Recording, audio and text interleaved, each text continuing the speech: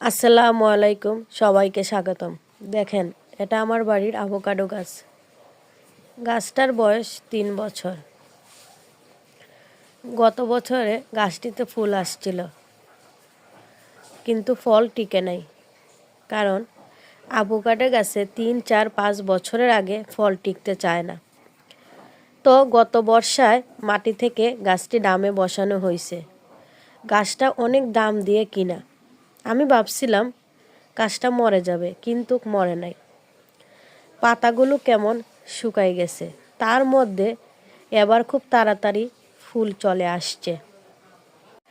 গাছে পাতাগুলো একেবারে পুরোপুরা, তার মধ্যে প্রচুর ফুল আসছে। আপনারা ভিডিওটিতে দেখতেছেন কিনা বুঝতে পারতেছি না। তো এবারও ফুল টিকবে কিনা জানি না। ফুল তো আসলো, কিন্তু গাছের অবস্থা তো ভালো না। যদিও আমি মনে করছি গাছটা ভালো জাতের না, কিন্তু এখন দেখব গাছটা নষ্ট করব না। তো কারো যদি জানা থাকে পাতা কেন পুড়ে যায়, দয়া করে আমাকে একটু কমেন্টসে জানাবেন। এই গাছটা বাংলাদেশের নামি দামি ব্যবসায়ী থেকে কেনা। গাছটার নাম বলেছিল সিডনেস জাতের গাছ। আমি অনেক দাম দিয়ে গাছটা কিনেছি, কিন্তু পাতা কেন পুড়ে যায়? আগে যখন গাছটা মাটিতে ছিল তখন একদিকে পাতা পুড়িছে, অন্যদিকে গাছটা বড় হয়েছে। এজন্য এবার ডামে গাছটা বসানো হয়েছে।